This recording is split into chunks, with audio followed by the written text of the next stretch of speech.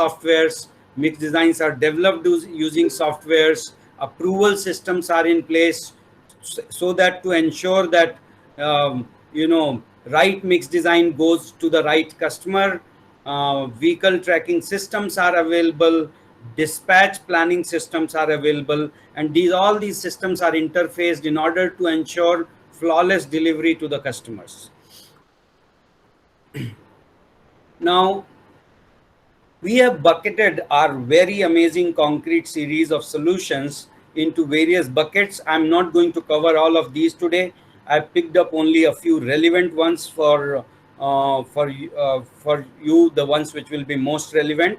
But just to broadly tell you what are the ranges. So one group of products which we have, which fall under decorative range of solutions. The second one is strength protect. The idea is that you can have a very good strength in concrete, but then there are things which happen in the life cycle of the structure which actually impact the strength of the concrete or strength of the building, and there are solutions which protect that strength from deterioration. The strength plus solution is something which promises to give way beyond strength. Like concrete can be designed for things like durability, things for its lifespan, etc., etc. Then we have specialist flooring solutions and then repair solutions. So those are the buckets. The first bucket I'm going to cover completely here, and that is decorative concrete solutions. Four materials in that range. We'll go one by one. First one is Ultratech Decor, decorative concrete, stamped concrete. That's the generic name in terms of concrete type.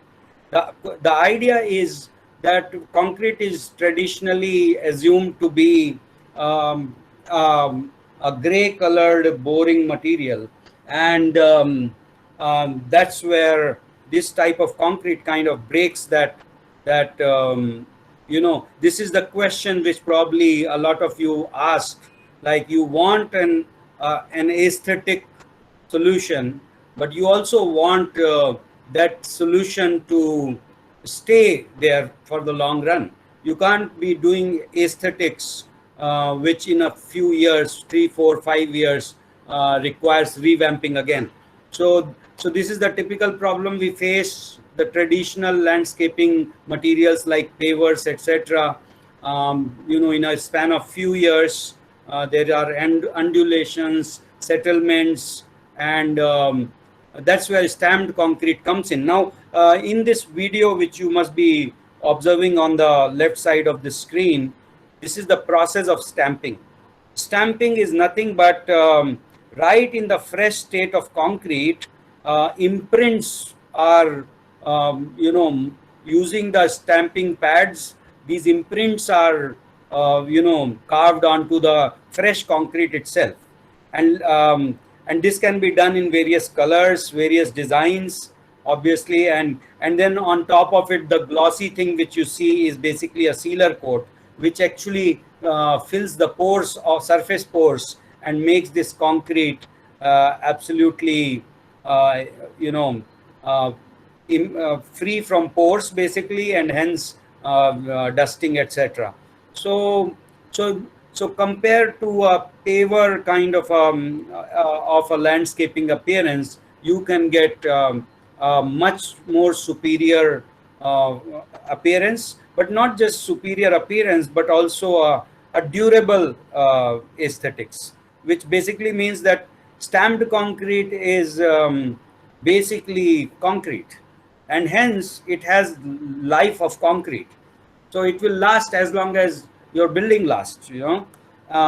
Lots of designs are possible. So from an architect's perspective, you don't have to limit your imagination only to the limited shapes of pavers available. A whole chunk of designs can be formulated.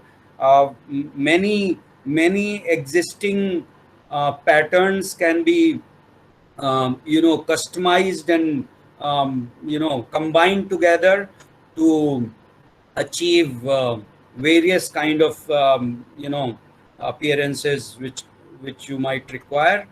Here are some of the examples of those designs, but there are lots more. I mean, I was tempted initially to bring put all the designs on the screen, but then that would have limited our presentation only to the subject of stamped concrete, and I didn't want to do that.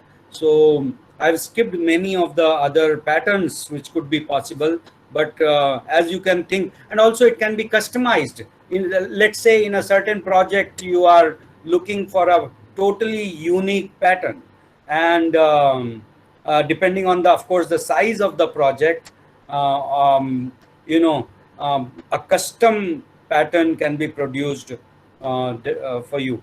So that is possible. This is how it totally changes the appearance of the this is before and after picture of this children park, and what you see is absolute change in the get up of the uh, the whole surrounding.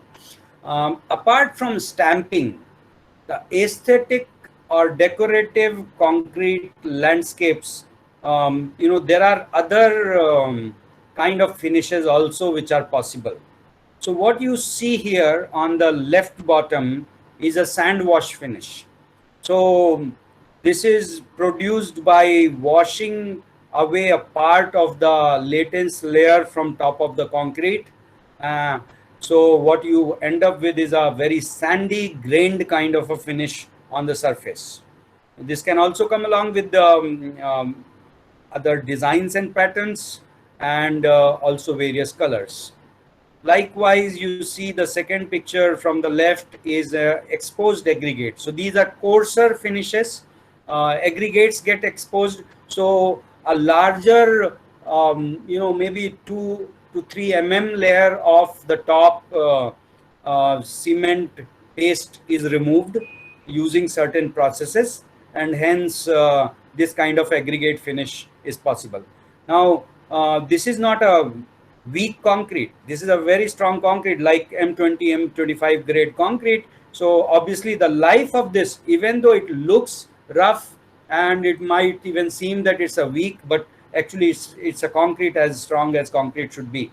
Likewise, you see a wooden kind of a finish. On the right, you have an antique look produced by staining this concrete using acids. So these are the additional, some of the possibilities that along with the stamped concrete, the decorative landscapes could be, concrete based decorative landscapes could be done with some of these finishes also. So the next one is something called a pervious concrete. Now pervious concrete also, though it doesn't look as fancy as the stamped concrete, of course, but it is also a landscaping material, and it's a very green, very environment friendly landscaping material.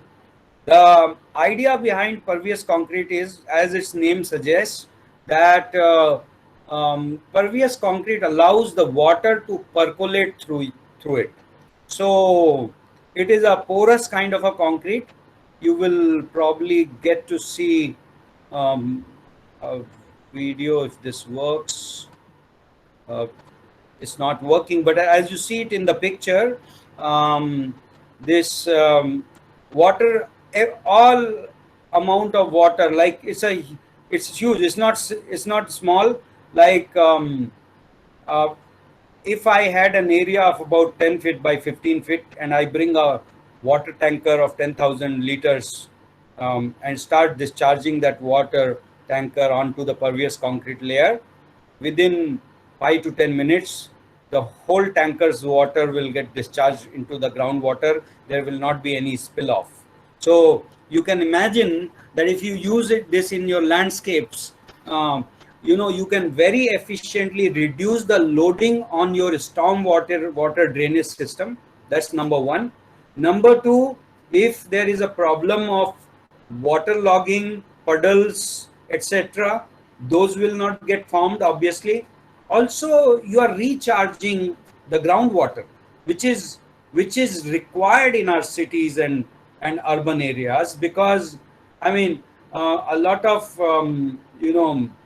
the flooding as well as the droughts, all are caused by um, human impact on groundwater levels. So if we recharge the groundwater level, we are bringing it back to the way the nature designed. So pervious concrete can help us do that. Now, the ideal way on the right bottom picture here, what you see is a combination of a stamped concrete or a decorative concrete along with pervious concrete for a parking lot. Now, this is the ideal way to do it. So like, of course, I mean, it's the domain of architects how to choose the combinations and make them look good. But this will make it functional as well as aesthetic, because then if this whole parking lot has strips of pervious concrete in frequent intervals, then what would happen is that you would not have to really worry so much about you know the water logging, also how much drainage to provide. Like, drainage will be there, but the load on the drainage system will be much lower. So this is the actual picture. These days, some of the golf courses, they have started opting for pervious concrete. Also, some this other picture is from some housing society. Another fancy possibility, this is not something which has been done a lot. Only a few places in Europe, China, etc. have attempted it. We have, on a pilot basis, done a little bit of it in a couple of locations. But this is called glow-in-the-dark concrete. As the name suggests, during the day, this concrete will absorb light, and then during the night it emits light. Of course, it's a bit of an expensive material, so it will need to be used judiciously, and that's the reason till now it has not been marketed very successfully. But this kind of technology is available and possible. Now I come to another decorative type of concrete.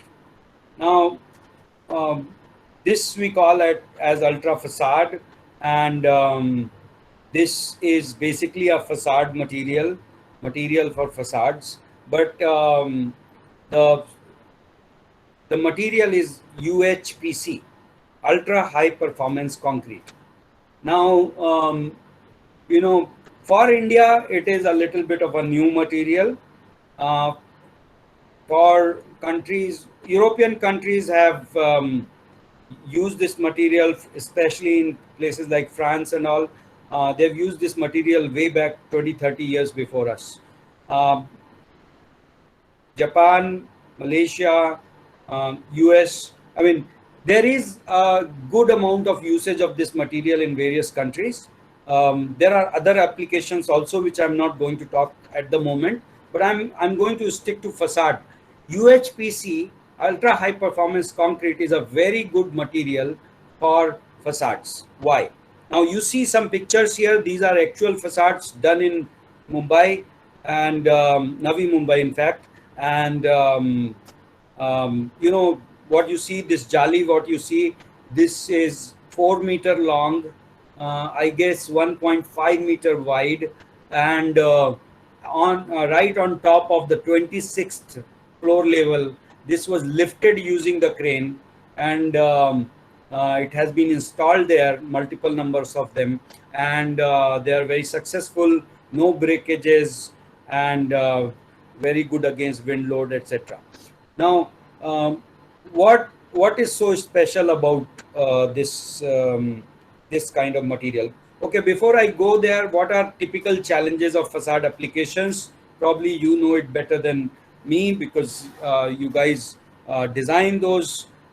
You want these to be aesthetical, aesthetic, not aesthetical, but yeah, I mean, they should be good looking. These are your building envelopes, so You want your buildings to look good. You also want these to have low self weight, because um, you don't want to unnecessarily increase the dead load of the buildings.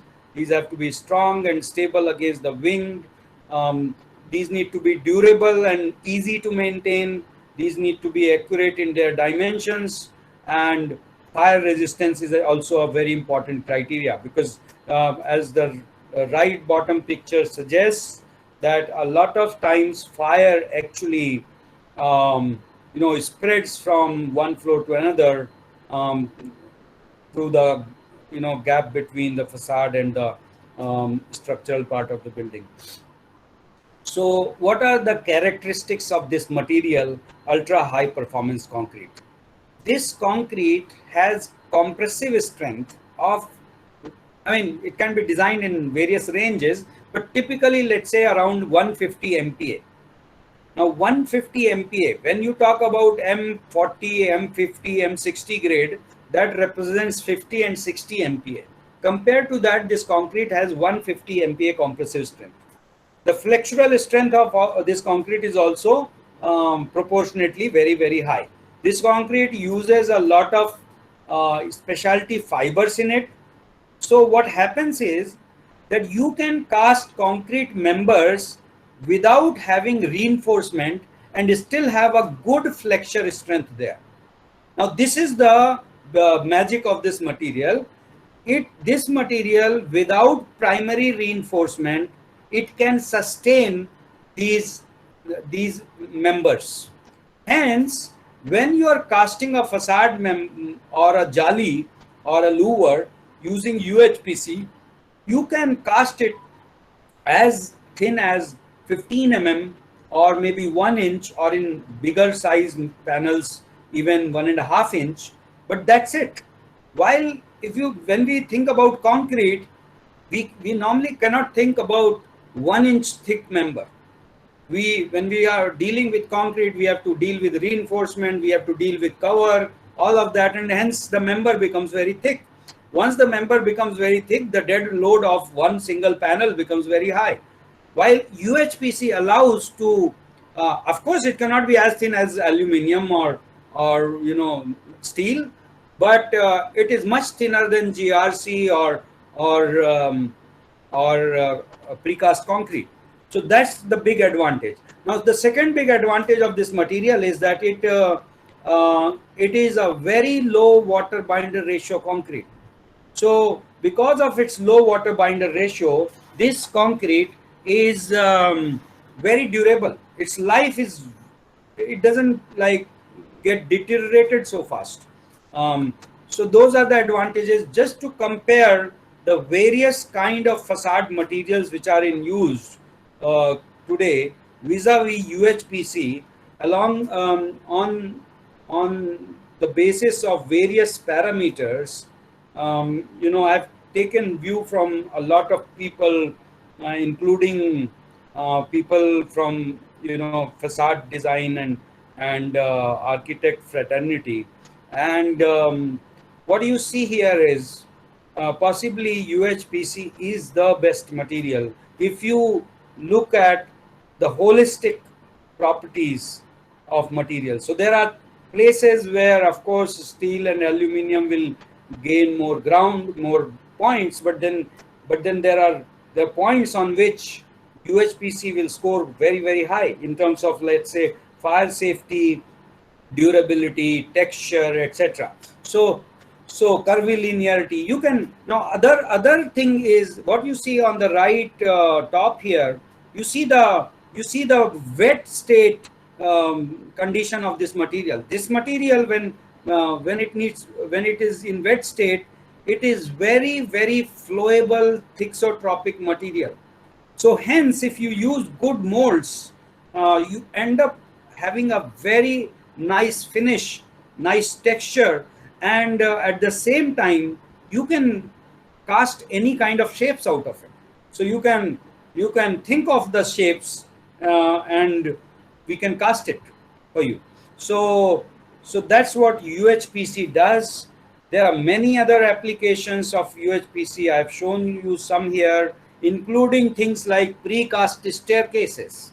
I know staircase is a big problem when it comes to, when you have to cast many of those repeatedly, they impact your cycle time of the building. So you can have very lightweight precast staircases and various other shapes as visible here. So now I go to another aesthetic material. Uh, this is for flooring. Now, concrete based flooring. Now we are very used to tiles, and we are very sophisticated about the choice of our tiles and floors. But here is an alternative, which is again an emerging alternative in India, and this is called polished floors. Now, what is a how is it done? What are the benefits of the polished floor? One thing is you you can you can minimize the joints. With the tiles, your problem is joints. Like every few feet you have joints, while with concrete, of course there are joints with concrete as well, but in concrete, joints are in the spacing of something like 3 meter, 10 feet. So you can like really minimize the joints. Second is the durability. Like like uh, tiles are dependent a lot on workmanship, like the base, what the base you are using, how you are fixing those tiles, what kind of jointing material you are using. While here it's concrete, but the question is will it look good? Because we are used to thinking that concrete looks gray and boring. So let me just show you uh, like how is it done. The benefits are, apart from aesthetics, apart from durability, it has many other benefits in terms of maintenance free life, its flexural strength, abrasion resistance, slip resistance, all of that. But just to brief you about the process, how does it happen? So concrete, first the screeding is done. That's basically spreading the concrete, but all of that is done mechanically. Then bull floating is done. Power floating is again a mechanical machine kind of a thing. Resurfacing just to take care of the errors at the time of execution. Then power traveling is done, and then comes another huge set of steps, which is called polishing of concrete. Now, its polishing is not just polishing; it's something called densification and polishing. What does densification mean? It's a chemical process. Some specialist chemicals are put on top of the surface of the concrete. They penetrate the surface of concrete up to 3 to 5 mm, and they densify the surface of concrete. So all the pores on the surface of concrete are blocked.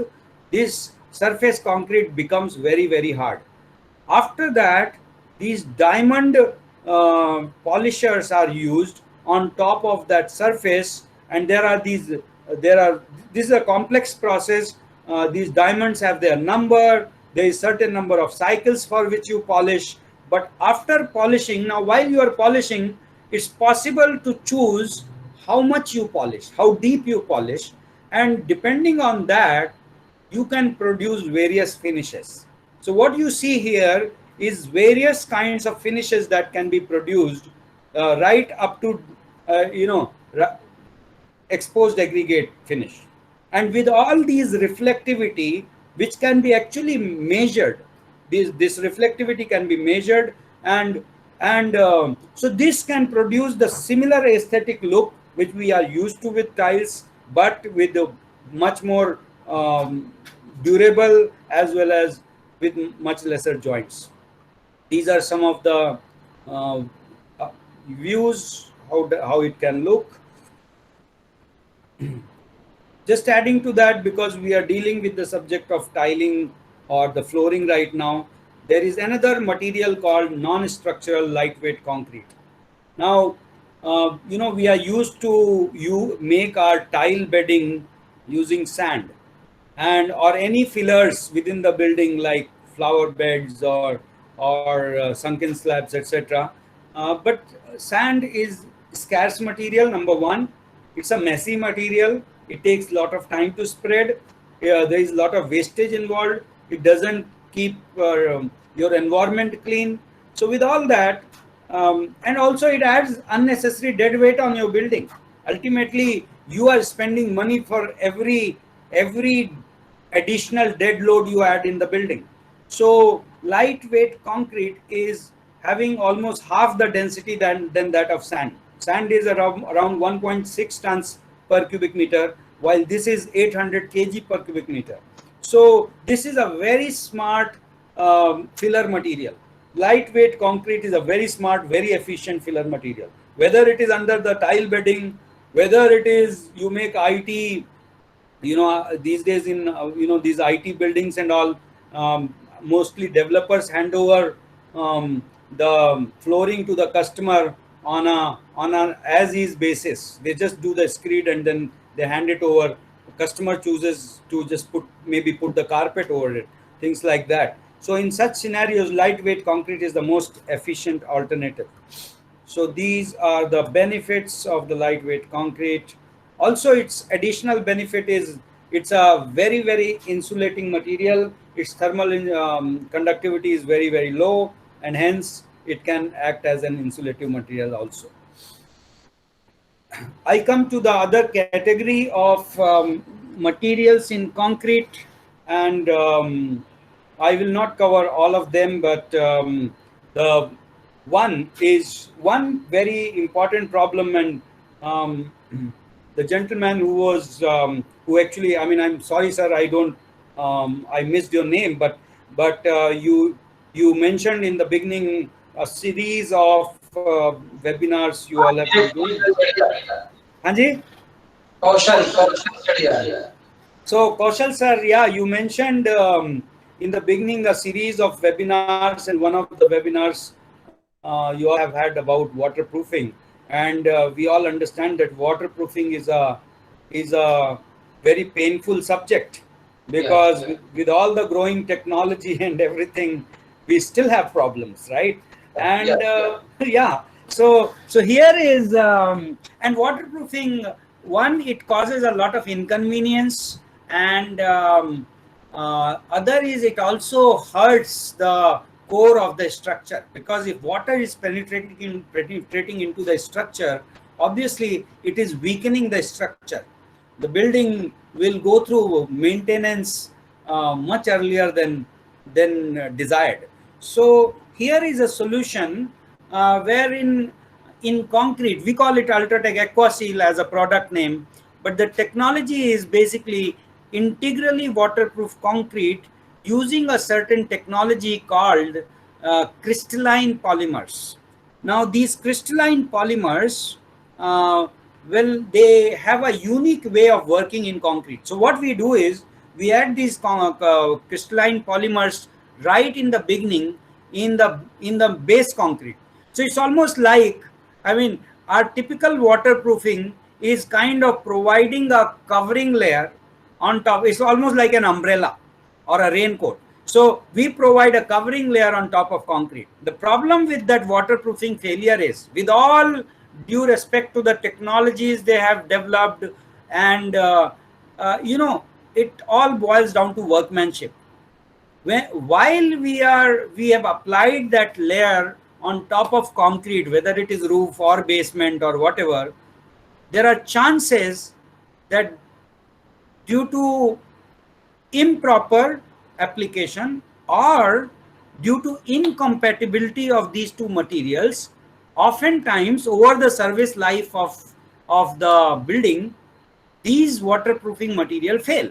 Like one crack or one piercing on the waterproofing layer actually breaks the waterproofing. The water finds one spot to go in, it goes in.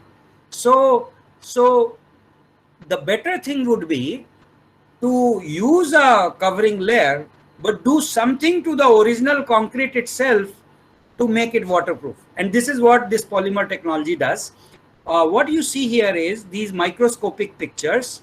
See, over the time lifespan of concrete, every concrete develops cracks, micro cracks. Now these micro cracks are the culprits. If water is there outside, these micro cracks will allow the water to seep in slowly. And then there is a series of expansion and corrosion and things like that happening inside concrete, widening of these cracks, and eventually dampness inside or even the seepage. Now what these polymers do, these polymers are present there. Moment water comes here, calcium hydroxide from concrete along with these polymers and water, they get involved in a reaction, and the end product of that reaction is some form of crystals. That's why this is called crystalline. So these crystals get formed, and on the right side of the picture which you see, these crystals fill those cracks. So actually now the enemy has become the friend. Actually water penetration triggers that phenomena of crystal formation. So actually for this kind of concrete, in water trying to come into the concrete is actually making this concrete stronger. So this is called self-repair effect or self-healing effect. And so we propose now from Ultratech side, this is a product package which we have come up with. We call it Ultratech AquaSeal. So we offer the customer that, okay, let's get the inherent concrete itself integrally waterproof. And if it is some sort of a critical structure, certain structures require an additional protection, then we also get involved with the applicators and get the additional application done to ensure that the concrete, the whole system is completely waterproof. Coming to another important one, Free Flow Plus, and this is like self-compacting concrete. Today in the industry, we are faced with problems like labor shortage. COVID has brought us lot of new phenomena in front of us. Labor shortage has been one of them, but also ensuring social distancing at sites. I mean, if you are doing a slab, you are going with a speed of 30-40 cubic meter per hour in a pumped concrete. How many laborers you required over the slab to spread the concrete? Now that, I mean, how can you have social distancing there? So, I mean, that's by the way point. But also these days we design very high performance structures, high rise buildings, and there's a lot of reinforcement inside the columns and beams. And with all that, you know, how will the poor fellow who is vibrating, who is responsible for, running the needle vibrator in the site, how will that guy actually vibrate properly these columns? You know, there is hardly any space. My one shuttering, hardly any space for vibrator to go in. So now you need concrete which can flow on its own, compact on its own, and that's what self-compacting concrete is. This is some of the videos. Not all of them are working, but what you see here is that the concrete is flowing on its own. Nobody is dragging the concrete. Nobody is trying to compact it. It flows on its own, compacts on its own. And by the way, it's not just a wet concrete कि पानी मिला दिया थोड़ा ज़्यादा पानी मिलाने से concrete अच्छा नहीं बनता है, खराब हो जाता है, and its strength gets goes for a toss, and also its wet properties. Concrete with a lot of water cannot flow like this. It will segregate. But this is a properly designed, engineered concrete which compacts it on its own. Now, from an architect's perspective, this is one of our customers. He experimented it. He wanted some awesome design on and some mantra on his wall, and he cast this wall using self-compacting concrete, and of course, because it flows on its own, it's not dependent on somebody's vibration efficiency in order to flow through all places. So it obviously gives a very good finish. It fills all the possible nook and corners. So I mean, these are all creative applications which can be used. Of course, when you do something like this, of course, formwork quality also becomes important. Formwork release agent also becomes important. Concrete alone cannot do the magic, but all that needs to be thought of. But this is this concrete can definitely assist you in doing that.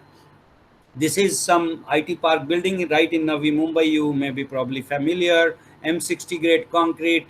I mean, the columns reinforcements were so congested that I mean, it would be a fallacy to believe that that concrete will have good strength in the column if it was manually compacted. But using self-compacting concrete in an application like that actually gives everybody a peace of mind and assurance that, okay, I mean, we are not dependent on our labor's, sincerity and skill to ensure that our columns are having the strength which they have, right? So this kind of surface finish you end up getting despite all sorts of reinforcement, congestion and everything when you use, I mean, no honeycombing, nothing. Now coming to another strength protect range product, which is called Ultratech Fire Safe. This is vermiculite based concrete. Many of you are designing high rise buildings. You are aware of the building code. You are also aware of the fire norms, and you know that in the cable trenches there is a norm that at every floor level we should block the cable duct using a fire rated material, because if a fire occurs in a building, cable ducts are the first primary candidates through which the fire tries to spread from one floor to another floor, because fire will not be able to cross the slab. Fire can damage the slab, but it will not be able to cross the slab in order to spread. But it spreads through these ducts. So that's why building code requires, especially for high-rise buildings, for these ducts to be blocked after laying off the cables, and that too with a fire-rated material, because by the time fire brigade comes, you want to minimize the damage. If the fire spreads, then the damage would be more. So this requires vermiculite based concrete. Vermiculite is a very fire resistant material. We have got this concrete certified by CBRI. We incidentally applied for a 2-hour fire rating. So CBRI gave us 2-hour fire rating. But at the end of the 2 hours, there were hardly any cracks in the concrete. So actually, and we have tested this in another lab. CBRI process was too lengthy for us to go back to them again. But actually, this material is 4-hour fire rated. Though from CBRI we have 2-hour fire rating, and 2 hours is sufficient as per building code. But just to tell you that you can trust this material even for 4 hours. That's fire safe. Various other applications which are possible. And now I go to the subject of durability. I was told that durability is an important subject in the mind of you all. So here is my, we call this product Dura Plus, and just an overall summary on durability. I believe there is no need to go into too many technicalities of durability, but it is the performance of concrete. Concrete is expected. Concrete should be designed to sustain the environmental conditions it is exposed to. And it is also supposed to protect the steel inside it from being deteriorated, because steel is very sensitive to deterioration, corrosion. So, and especially if the surrounding environment is aggressive, like there are chlorides and sulfates, which in coastal belt like Mumbai, you're surely living in aggressive environment. All underground soil is rich with chloride and sulfate, and also our wind, our air is filled with chloride. So of course our concrete is a little bit more vulnerable.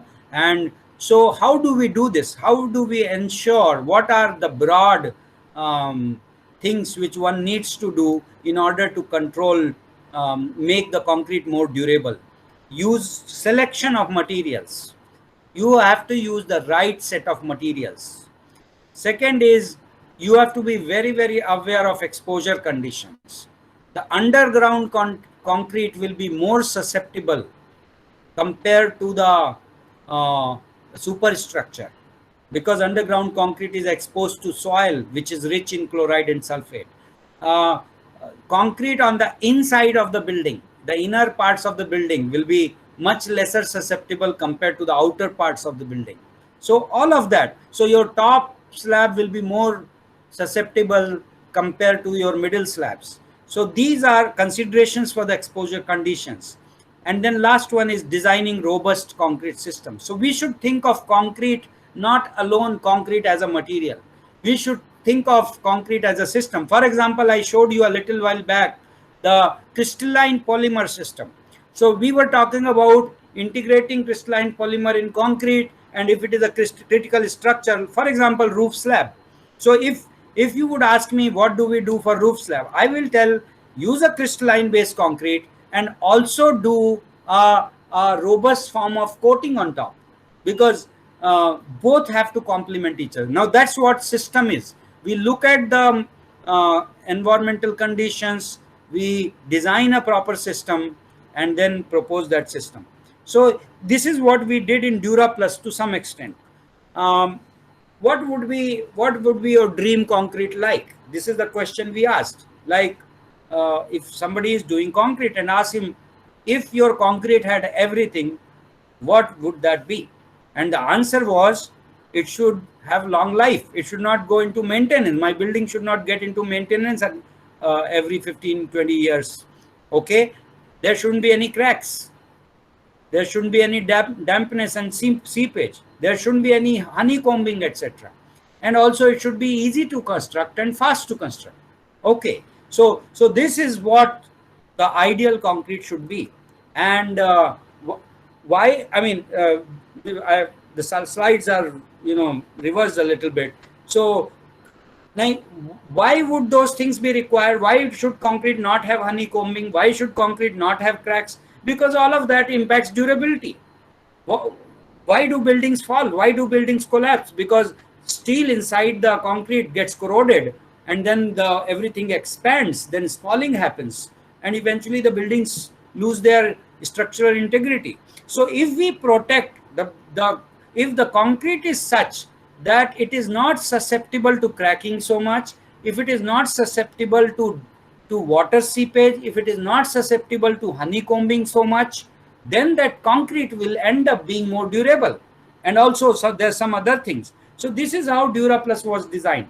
We blended materials like fly ash, GGBS, silica fumes in a right proportion in order to give concrete longer durability properties. We added fibers there, we added crystalline compound there, and with all of those material, and that too in right combination, this concrete gives that kind of benefit.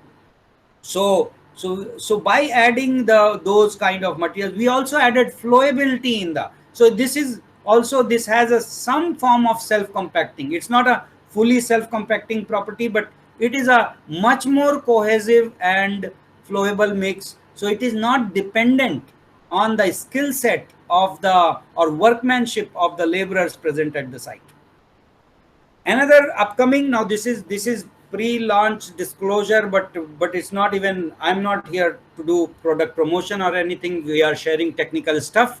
So we are shortly coming up with a product, and this is going to be an add-on to durable concrete. This is corrosion resistant concrete. Now today in a lot of good projects, they are painting the steel rods with epoxy. That's good, but it's the same problem like the current waterproofing system. It's a layer, it's a raincoat which you are putting on top of the steel bar. But if raincoat gets one cut, then steel corrosion doesn't require full exposure. One cut, one place where corrosion can begin, can spread inside the steel. Your layer of epoxy can remain intact. Inside the concrete will the steel will be eaten up by corrosion. So there is a better way to protect the structure from corrosion, and that is integrating corrosion resisting materials within the concrete.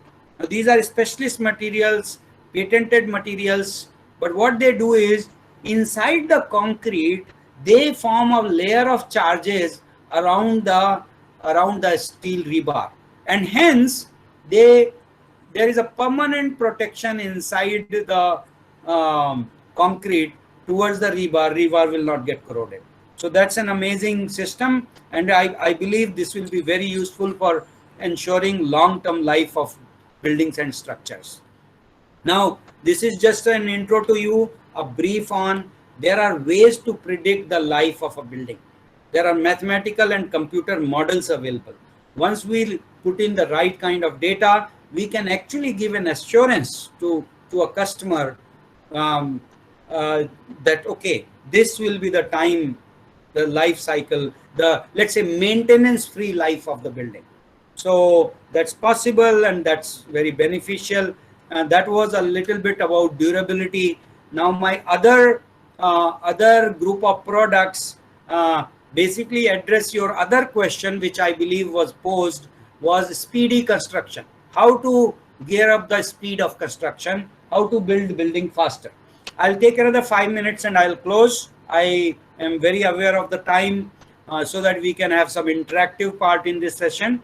So we are reaching towards the end of it, but pay attention to this. So Ultratech Rapid is my product name, and we call it the concrete that repairs fast and saves time. We actually innovated this product to solve some problems in the repair industry, especially road repair. And actually it happened, the first pilot happened right in Navi Mumbai. It's, I think, one of the bridges. Which one was it? I think Kharghar one, or one of those bridges.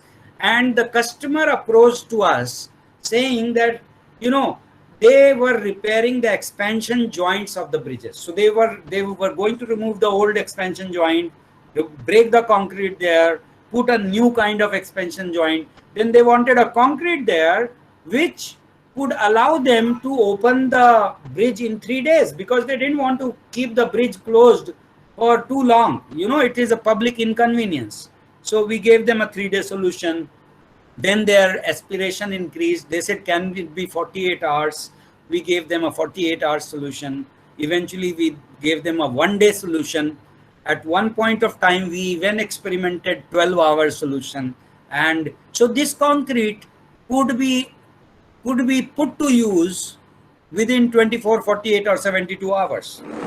So that's the kind of, so here are the picture of that solution right there. Another guy, he's putting his factory floor. He didn't want his factory to be down for too many days.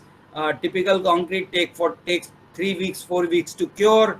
He wanted a solution. 7 days the factory should be up and running. We gave him a concrete which achieved its strength in 3 days, and he was, in fact, 50 MPa in 24 hours. So 24 hours, and his factory was back in action in 7 days.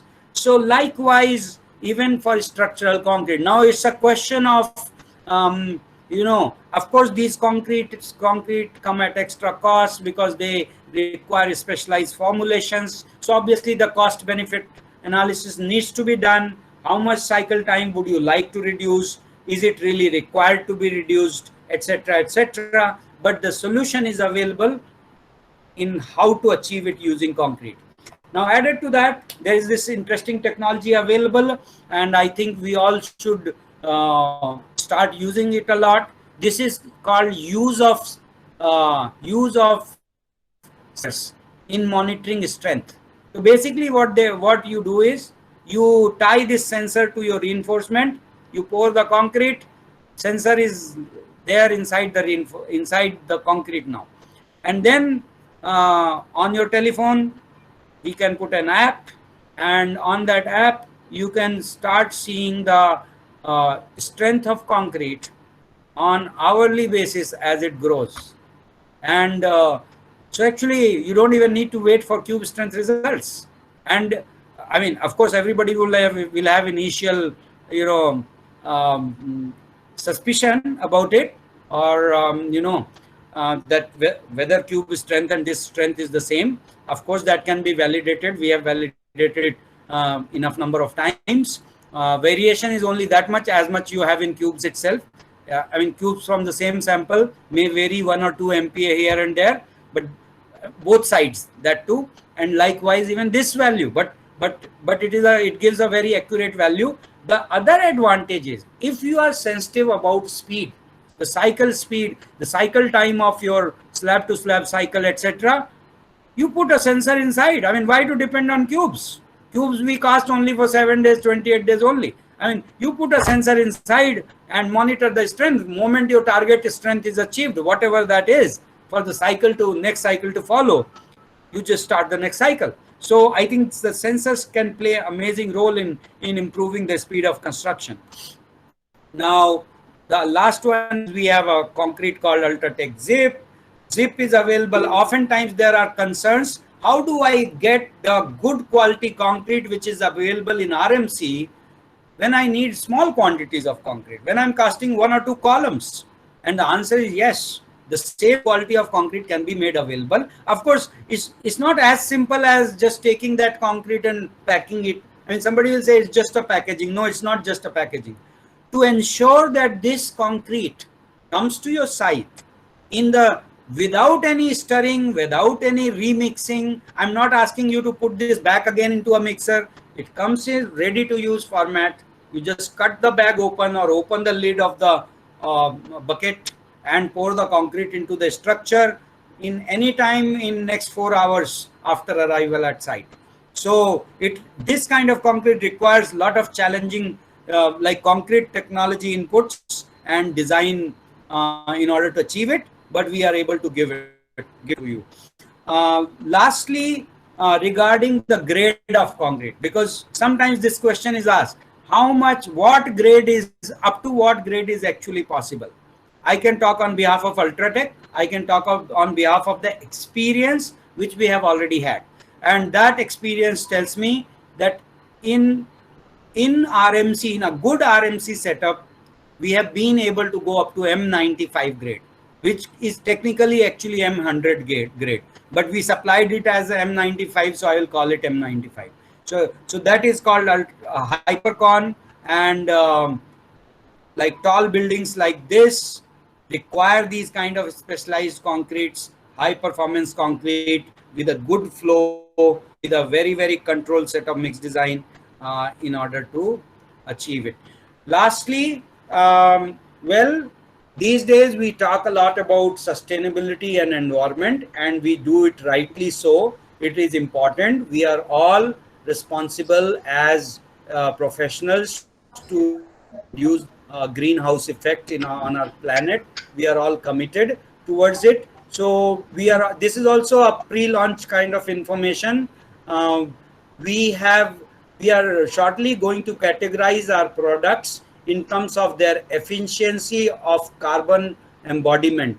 So we are going to have 3 categories of products: up to 30% embodied carbon, up to 40%, and up to 50%. So which means that much reduction of carbon, right, CO2, you can choose in your projects, like depending on like what you would like to do. We can help you select the right kind of concrete which reduces the carbon embodiment in concrete. So that was all from me on the concrete technology side, and thank you very much for giving me a patient hearing.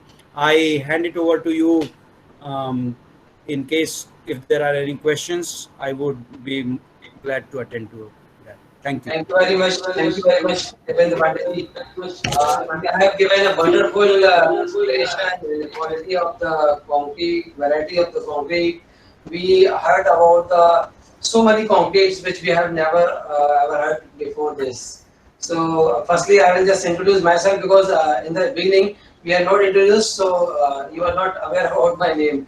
So, yes. This is Architect Kaushal Jadia, and I'm a chairman of Navi Mumbai Center. And this is a whole small center which is very close to which is very close to Mumbai, and just we are trying to get aware about all those technology which is using for the constructions. Okay, so now this is a small brief of introduction. I would like to ask you one questions from my side. other also will ask definitely. They can raise your hand. So we can one by one we can call you and you can ask the questions one by one. So Right. firstly, I'll ask the questions. You have given us so many details and so many type of concretes, but in the beginning, just we are thinking about the admixtures, which is the admixture is increasing the strength of the concrete, or it is creating the M35, M25, or sorry, M40 or M95, which you told me about us. M95 it has raised. So, can you brief about the what is admixture and why we are using this admixtures? Right, sir. Wonderful question. Yeah, so admixtures which we use, I mean, admixture is a very general term which can be used for any other chemical materials which are added in concrete. But most of the admixtures which we are using typically today are called plasticizers, right? So plasticizers are, technically speaking, the other name of plasticizers is water reducers. Now, what these plasticizers do is, now any concrete, for it to have a good workability, you have to put some amount of water in the mix design. So what these water reducers do is, they, every water reducer have a capacity of water reduction something like 15%, 20% or 30%. So instead of putting 200 kg water in the mix, now if you are using a water reducer which gives you 25% water reduction, then you can reduce about 50 kg of water. So now you will put 150 kg water instead of 200 kg water. Now water is the enemy of concrete. If you put too much water in concrete, concrete strength goes down. So if you are able to reduce the water, in essence you are able to increase the strength. So that is the reason these plasticizers are used. Okay, we got the information from your side. Actually, the main reason is we have to reduce the water quantity. That is why we are using the admixtures or the plasticizers, right? Right, right. Okay. So you have just told me in the last of your speech the M95 concrete. So how you are creating this grade of concrete up to the M95 or 95? What the criterion, what the material and what chemical you are using to raise that much of strength of the concrete? Uh, well, sir, of course, the materials are similar. So aggregates, there is no change. Major thing is that we have to select better quality aggregates when it comes to aggregates. But apart from that, normally in the grades like M80, M90, M95, you would have materials like microsilica, ultra fine slag. These are additional strength enhancer materials because they have a very fine silica inside them, reactive silica. So apart from cement part, because cement you cannot go beyond 450 or let's say 500. Cement, that's the upper limit. So if we want to go to that high strength, we need to use materials like microsilica and ultrafine slag. That alone will not suffice. As I told you, in super plasticizer, there are grades of super plasticizer, right? So in these M95 grade and all, you use the highest fourth generation super plasticizer we have to use in order to ensure that our water content goes to as low as 130, 135 kg. And hence, I mean, it's a big science. I mean, I'm trying to just simplify it. But with all those precautions and controls, I'm sure not everybody will be able to do M95. I'm sure of that, even if they have all those materials. But with a good knowledge of concrete technology, these are the prime measures we take in order to produce M95. Okay. Thank you, Mr. Pandey. Another question is this: you have told in your seminar, in your webinar speech, this ultra facade concrete. Okay, so ultra facade concrete means whatever the plasters we are using it, we can use this such type of ultra facade instead of plastering or the partition of the wall. What is the life of this ultra facade and what is the maintenance precautions we have to take care of in this ultra facade concrete? Well, sir, for the first part of the question regarding use of that material in plaster, Yeah. I feel that that material will get underutilized and it will not justify the viability angle because the cost will become too high in terms of plaster.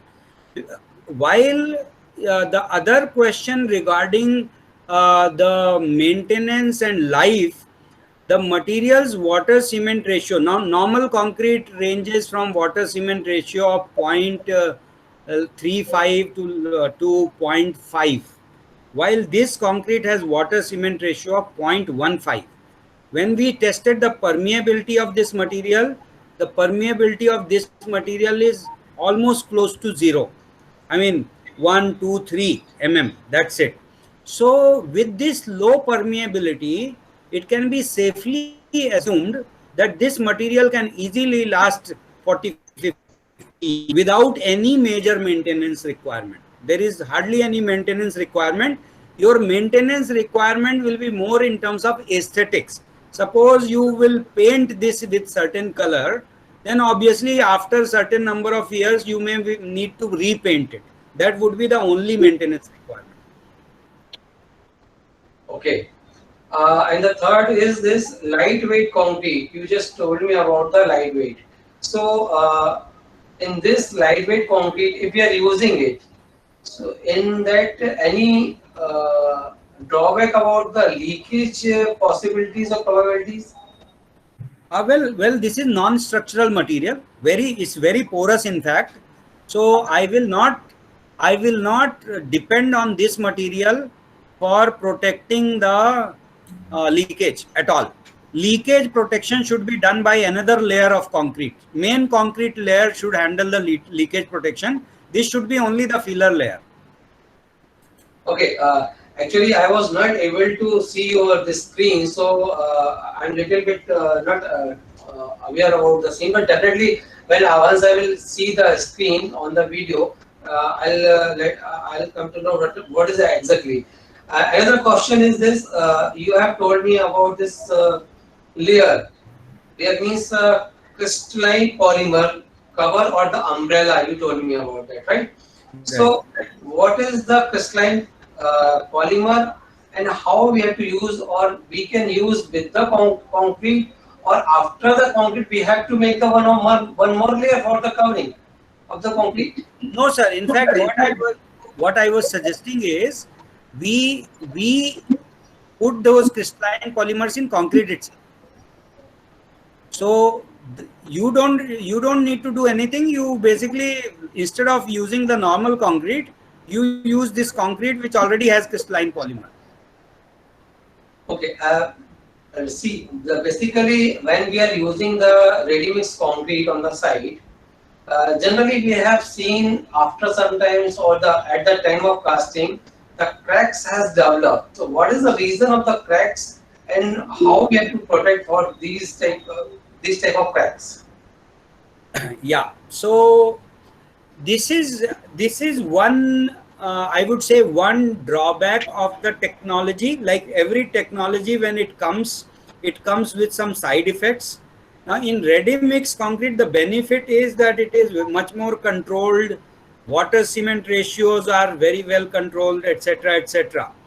But at the same time, because the water cement ratios are typically lower in ready mix concrete, if water gets evaporated from the surface very fast after the laying of concrete, this water evaporation leads to the shrinkage cracks. The best way, according to me, to protect, and this I saw in Middle East as well, this is their standard practice. What they are very hot, they are hotter compared to us. But what they normally do is, after their concreting works finishing work gets done, they take a plastic sheet, the thin plastic sheet, and they wrap the concrete completely with that thin, like cover it completely with the plastic sheet. So what happens is, any water evaporation will get trapped within the plastic sheet and it will become a protective layer for concrete, and concrete will not crack. So because most curing we begin only next day, very hard to begin any kind of water curing until concrete is hardened, and that often happens on the next morning. While the initial cracks, initial plastic shrinkage appears within first few hours. So only best way to protect is to cover it with the plastic sheet. Okay, thank you, Panditji.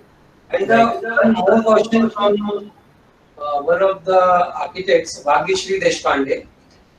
She would like to know about the permeable concrete cost.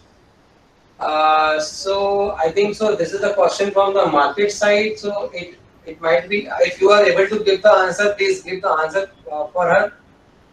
Yeah. So I definitely cost is based on materials, local materials. So I will only give you a ballpark idea because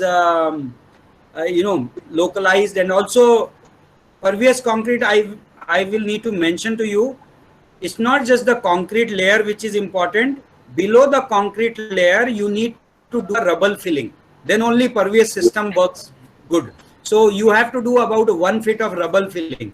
So if we compare all of that cost, then compared to a normal plain concrete layer, this will cost you at least about 25% more. Okay, thank you. The another question is this: when we are casting the sloping roof, right? This is a major problems from most of the sites. If the bungalow is going to be constructed with the concrete, the slab of the bungalow is going to be cast with the concrete, and the slab is little bit slopy. So what will happen? The concrete or the material or the cement slurry is not stopped at the one place. It's coming down, and the of the slab is little bit less. So rather than the flat slab. So can you light on this issue? Yeah, that is a very challenging thing, sir, because if you keep a good workability, then obviously good workability is good for concrete in terms of placement. But once you keep a very good workability and you have a slope, then obviously the concrete will tend to settle, because of gravity.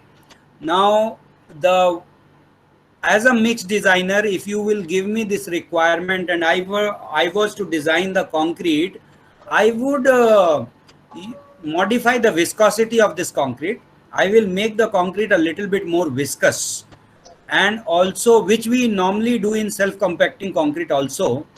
And then I will also add a lot more fibers there. So if you make a fiber reinforced concrete with little bit high viscosity, this challenge may get resolved. But I think the best way to do this would be, if there are certain sites where you would like us to experiment this, I can put a team who can actually work on a particular project, and then we can jointly assess where the performance was achieved or not. Okay, the next question from the Amit Patil. Amit Patil raising a hand. Amit, please ask your question. Yeah, hello. Can you hear me? Yeah. Yes. Yeah, hi, good evening. My name is Amit Patil. I want to understand this concept of floating concrete. Has been this invented only for R&D purpose, or it's being used somewhere for practical reasons also for construction? You're talking floating concrete, you said, right, Mr. Amit? Yeah. See, floating, probably you saw a demo somewhere or something? Yeah. Are you referring to any demo? Yeah, we had been to the ACE exhibition a couple of years back, and there we saw a demo of this concrete block floating in water. So we asked them, what is the purpose? Because right now it's on R&D basis. So is there some reason for this theory to getting evolved? No, I will explain to you. The floating concrete is only a proof that the concrete's density is less than water, right? So when I said 800 kgs per cubic meter, it basically means that the concrete will float because its density is lesser than water. So the demo in those exhibitions, the purpose was only to show that the density is low. I don't think we will ever need a floating concrete per se, or if we may need in future, I don't know. But the intent was not to make it float. The intent is to keep the density low. So as I showed you that LightCon, for example, in our buildings, when we are using sand as a filler versus you use lightweight concrete as a filler, it is going to reduce the dead load by half, the filler part, so that was the only intent. I don't think floating will be, unless there is a specification which architects like you come up with. I mean, I don't know whether we will need to. It is a wide question. It is a wide question. Yeah. No, I appreciate that. But yeah, I remember we have shown that in a demo that the concrete is floating. But the idea is only to show that the density is low. No, I'm just asking because in case we want to make some kind of resort, when the resort and the rooms are supposed to be floating rooms. So it's a wild idea. It came from there. So you said if we can make something like this, which can be used commercially also. So we don't mind exploiting that also. See, in terms of structurally, see, this concrete is non-structural. Structurally, yes, we have gone up to the density of 1.7 tons per cubic meter. Now, 1.7 tons per cubic meter will still not float as on its own. But of course, when you make a resort, of course, you will not depend only on concrete density. We will have to design the whole system which is floating, right? So definitely, yes, a lower density concrete can be given, but that structural concrete will be of the density something like 1700, 1800. So I will be able to reduce the density 30%, but not 70%, right? Okay, so now the next question from the Vimanna. Please ask your question. Vimanna.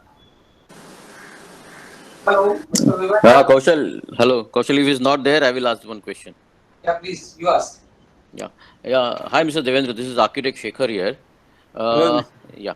So my question is, one of the major question I wanted to ask is for this waterproofing technology. As you already answered Kaushal's question, for the entire concreting can happen as a waterproofing material. Maybe it's terrace or maybe it's external surface of the walls where you do the plastering. So you had given about the top surface, that is a terrace surface, as a waterproofing treatment with the concrete option. But what about the vertical surface? So what kind of precautionary concrete technology you have to safeguard those leakages from the vertical surfaces? Well, you vertical surfaces, I believe, I suppose you mean basements, etc., right?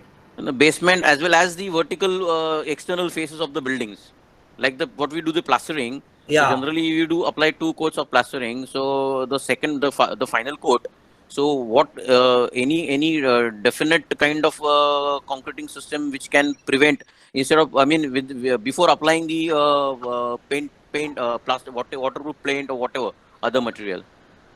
Yeah. So I'm not a big expert on these solutions, but I have colleagues in my building products division who have innovative products for that range as well. That when you do the plastering, before that you use these polymers, like they are called SBR polymers, which you apply. So they do a dual function. One is they provide waterproofing ability also, and they also the jointing of your plaster with the brickwork is much more stronger. So that dual function is possible. So that kind of system can be used there. And one more question is the situation of deterioration of columns and beams generally occurs after a period of time. So after deterioration, the steel also gets rusted and the entire plastering comes out. So this deterioration, see, generally we used to do the gunniting and all this process, the standard traditional process we used to do. Any other process which can safeguard, more precedently in today's scenario, today's condition with this Ultratech, a new kind of material which are, you're marketing or you're, producing. Yeah, so as I briefly mentioned one product, the corrosion resistant concrete, right? Now Mhm. that it's a wonderful product. We haven't yet launched it, but all research and everything, all preparations have been done. We will be, I mean, you might see the communications very shortly on that. So basically what these products do is, inside the concrete you leave these chemicals, Mhm.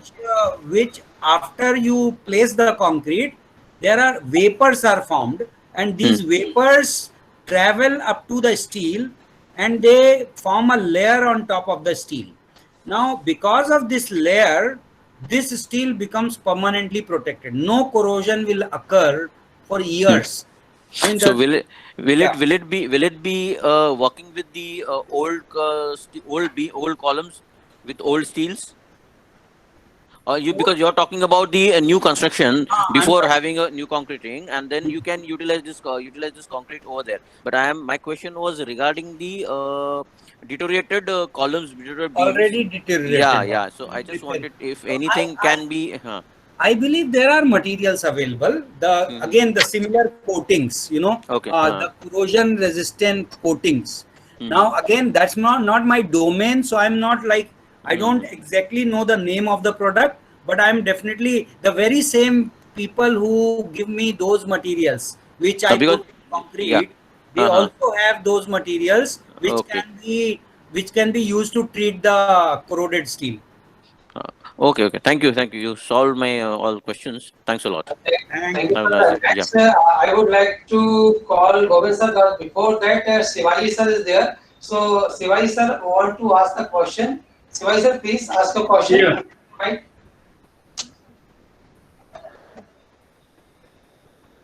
Shivaji sir. Hello. Yeah, we are hearing you.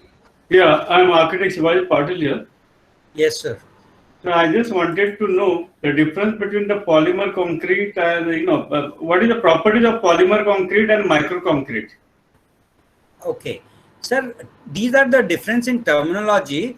I Hmm. mean, even micro concrete could be polymer concrete. So Okay. typically micro concrete, the terminology comes from the fact that it doesn't have aggregates. It only has, um, uh, basically fine aggregate and the other material, right? The cementitious material. Okay. While polymer concrete is the concrete which has specialized polymers like SBR polymer, which I recently mentioned. So what these polymers modify the property of these concrete. Now, a lot of micro concrete is also polymer concrete because when you use micro concrete, you need those properties from the polymers like bonding properties or flowable properties, non-shrink properties. So all of these, depending on which polymer they use, they can add those properties based Hmm. on the application. But typically micro concrete available in the market will be a polymer concrete. Okay. And what are the application of that? So any repair work typically, Hmm. so repair of columns, repair of filling of cracks, then jointing of two concrete members, Okay. these kind of applications. Okay. Okay, Thank thank you, you. sir. One of the our friend Ravindra Deshpande want to ask you: is it zinc coating that keeps steel positively charged? Yeah, those systems were there. I mean, we used to, but practically in case of steel and construction, I don't think that will be viable. Like if you did every steel reinforcement which we have, if we were going to coat it with zinc, that system itself will be very expensive. While the systems, see today what they do, the most efficient system which they currently use, you must have seen, you know कई construction site में वो जो सरिया होता है वो greenish colour का painted होता है. You might have seen. Now that greenish paint is basically epoxy. These are epoxy coated bars. So that epoxy paint protects the bars. Only challenge is any painting system, any kind of coating system. The challenge is कि coating मान लीजिए handling के time में एक जगह पे scratch आ गया तो क्या होगा. पानी स्टील को कोरोड होने के लिए क्या चाहिए? पानी चाहिए, ऑक्सीजन चाहिए. So now that part will become prone to corrosion. और corrosion का कैसा है, यदि स्टील का एक कोना भी corrode होना चालू हो गया, it is a basically oxidation reaction that it's based on electron transfer. So any part of the steel will keep on getting corroded. आप कितना भी पेंट लगा दो उसके ऊपर. So that's the reason coating systems are not the most efficient systems. We should in fact, so we are recommending walk away from the coating system, use the concrete as your protection. आपका steel तो ultimately concrete के अंदर है ना. यदि concrete को अपन corrosion resistant बना देंगे तो अपने आप ही स्टील प्रोटेक्टेड रहेगा. So that is the idea. Okay, means epoxy paint bond strength is reduced due to the coating. Epoxy itself is a coating, na sir. Okay, so it's reduced. Okay, epoxy paint bond strength is reduced due to the coating. Well, I will reserve my comment on that because I'm not really very expert on epoxy coatings. Okay. There are both views in the industry. I have heard the both views. Some people say that there is a reduction, and there are actual researches available about that. But also the epoxy suppliers, they actually defend that. So I will not take a very strong position on any side. One more question from Series Spider. Can we use cement slurry on steel to protect steel from the corrosion? It will be only temporary protection because see, ultimately, so you are right, any kind of a alkaline environment will oppose the corrosion. So that way concrete itself is a alkaline. Concrete by default is alkaline. आपने steel को concrete में डाला है तो पहले 10 साल corrode होगा नहीं. कोरोजन कब होता है कि जब आपके कंक्रीट के अंदर क्लोराइड्स जा रहे हैं. When chlorides go inside the concrete तो कंक्रीट का जो अल्कलाइन एनवायरनमेंट है ना उसको डिस्टेबलाइज कर देते हैं. मोमेंट अल्कलाइनिटी डिस्टेबलाइज हो गई तब कोरोजन चालू होता है. तो जो ये सीमेंट पेंट का सिस्टम है वो तो it is as good as putting the concrete under concrete, putting the steel under concrete. What we are talking about is protection after that. What if chloride penetration हो गया फिर भी corrosion ना हो, वो कैसे protect किया जाए? That's why we are saying कि use these anti-corrosive kind of chemicals. Okay. Thank you, Mr. Pandit. Just now, last question from Govind sir. Govind sir, please ask your question and give the concluding remarks because you are the important one.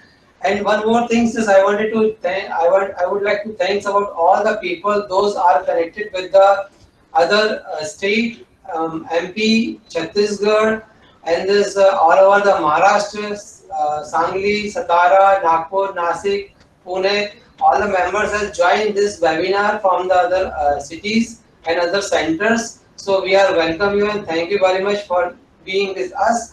And also just we wanted to inform you that this was the knowledge series which we have taken the 5 episodes in this series, and this series will be closed because the 5 series has been complete. So this is last series, last episode, and we will start from the next month another series which will be a information series. In that series also will be a 4 episode. You can get the information, knowledge, your knowledge will be enhanced. So for the next month we will again conduct such type of webinars. We'll call some people, those are very good speakers like Mr. Pandey, and they will give you the informations about the technology. And now just I would like to call Mr. Govind sir. He will ask the question first, and then he will give you the concluding remarks. Govind sir, please. Thank you, Kaushal. You can hear me now? Yeah. Yes. Yeah. Good evening, Mr. Pandey. My last question of the day is you had briefly talked about smart monitoring, strength monitoring of concrete instead of the regular cubes. You were very brief about that. Can you elaborate more on that? It was quite interesting. Yes, sir. Yeah, definitely. So these are sensors based on maturity concept. Now, concrete strength is basically proportionate to its hydration. Cement gets hydrated, and hence concrete gains strength. So there is this proven system. Researchers have always had these calculations that if you calculate the maturity of a concrete, means how much heat is generated inside it, based on hydration, you are able to predict its strength. Now, last few years, 4 or 5 years, lot of sensor based technologies have developed to sense heat inside the concrete or any other place. So what these sensors do is they have, and maturity concept works on the basis of heat and time. So based on this heat and time formula, they have mastered it. What we have done is we have tested along with these companies. We have put a lot of sensors in the cubes first, and then tested the cube strength as well as sensor reading. Then we took it to structure. We casted cubes also. We took sensor reading also. We have found that the strength predicted by sensor and strength from the cube is within the plus minus 1 MPa range. So which is fairly accurate. All you need to do is put that sensor inside, tie it to the reinforcement and leave it there. That sensor goes. So one sensor, one test. We can't reuse it. So that's the challenge of the technology, but that's the cost also. But ultimately, in places where strength prediction is very, very critical, I think it is a very good technology and it is very easily available. Any places, if you would like it to be demonstrated at some of the sites, we would be able to mobilize that. No problem. Right. Thank you, sir. Right, sir. Right. Now I will close the topic. Your brief of the briefing the architect about VAC. Very amazing concrete. Even a very simple and user-friendly manner to all as architects who are very technically, I think, low compared to the engineers, but aesthetically very conscious. In that context, you made a very good presentation in the brief amount of time, especially regarding the uses of the buildings in facades, floorings, paving, and also in other functional areas like fire, durability, corrosion-resistant concrete, smart strength concreting, monitoring you just told now, and waterproofing, of course. PD construction is very innovative, I feel. Compacting concrete and even pervious concrete, which is something new, I think, which our architects can learn from you. I learned from you. So I only have to say to thank you all. Thank you for briefing us architects about your knowledge about this VAC, very amazing concrete. Thanks. Over to you, Kaushal. Thank you, sir. Thank you. Totally appreciate it. I think so. Mr. Arvind Mahajan want to say something. Arvind sir, please unmute yourself.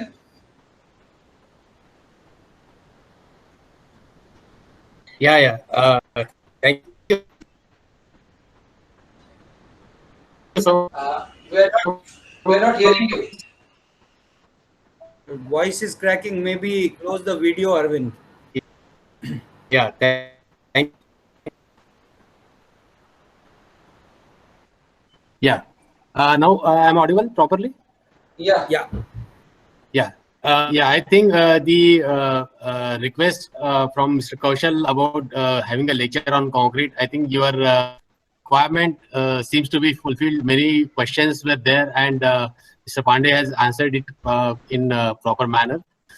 We do have a different division, like Mr. Pandey has already spoken, building product division, wherein a lot of products are there and on which many discussion has already taken place. So whenever there is a requirement from your side, we can have a separate lecture on that, and we'll be happy to answer all your queries, as well as also give information on various products to you. So that's the submission from my side. Thank you. Thank you so much. Thank you, sir. Mr. Architect Architect Amit Patel is there.